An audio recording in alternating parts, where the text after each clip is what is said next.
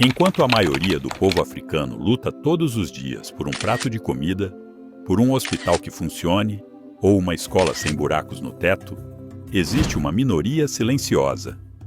Uma elite que movimenta bilhões por debaixo da mesa.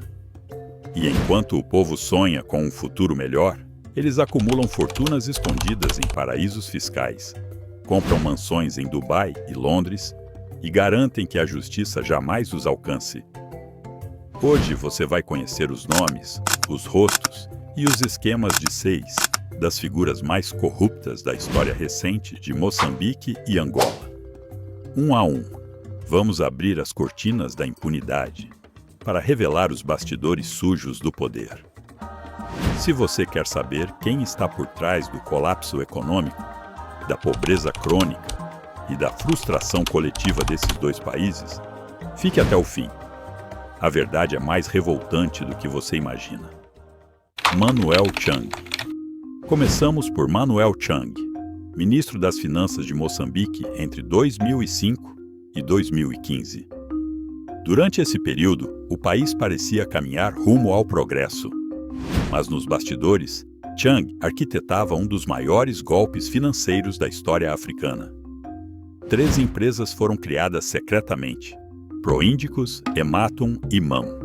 Supostamente voltadas à segurança marítima, elas serviram, na verdade, como veículos de endividamento ilegal. Mais de 2 bilhões de dólares foram contraídos sem o conhecimento do parlamento. Chang foi o homem que assinou garantias falsas para esses empréstimos. Em vez de navios, vieram contratos fantasmas. Em vez de segurança, vieram dívidas impagáveis. E as comissões milionárias fluíram para contas offshore ligadas a políticos e empresários cúmplices. Preso em 2018 na África do Sul, a pedido do Self Maiwa, Chang foi finalmente extraditado para responder por fraude, lavagem de dinheiro e corrupção. Mas enquanto os tribunais deliberam, quem continua pagando a conta é o povo moçambicano. A moeda nacional afundou, os preços explodiram e o país entrou em colapso econômico. O escândalo das dívidas ocultas foi um terremoto e Chang foi seu epicentro. José Eduardo dos Santos. De Moçambique, atravessamos para Angola. José Eduardo dos Santos governou o país por longos 38 anos. 3 décadas e meia de um reinado onde a riqueza nacional foi transformada em capital privado.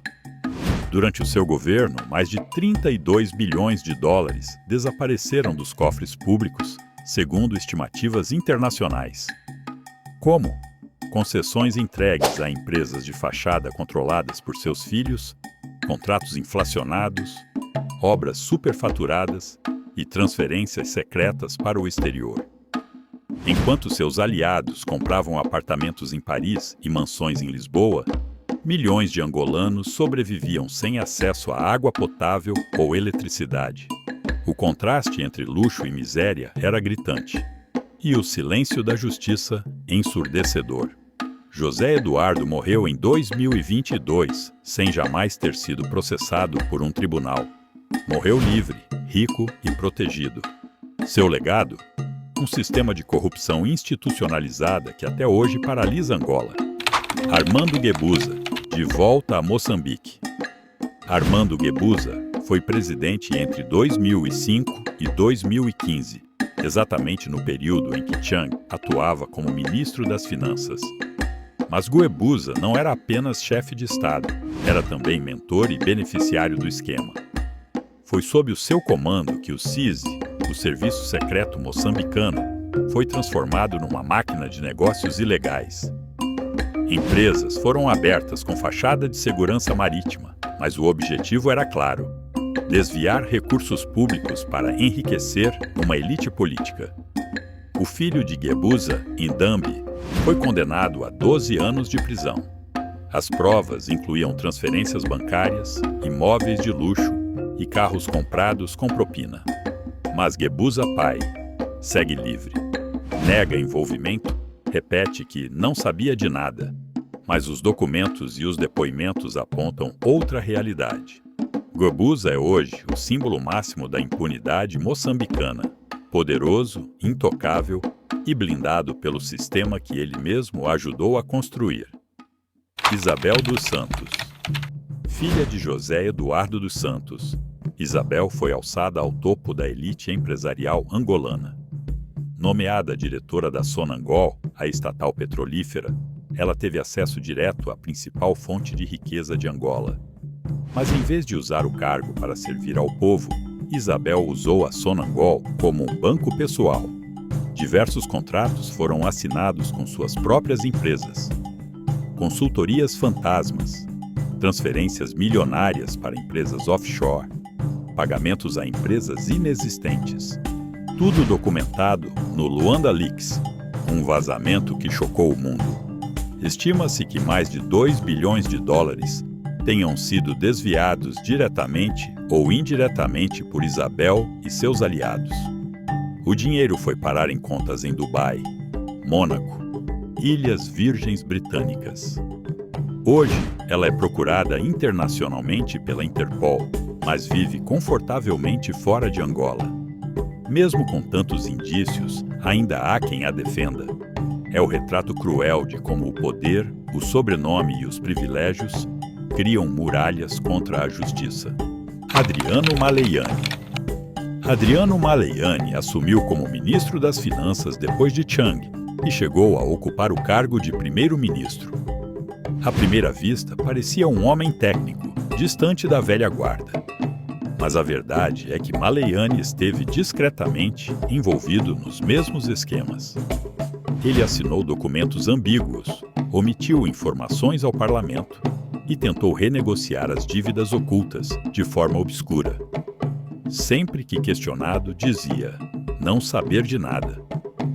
Mas relatórios internacionais apontam seu nome como facilitador dos contratos ilegais. Nunca foi julgado, nunca foi condenado.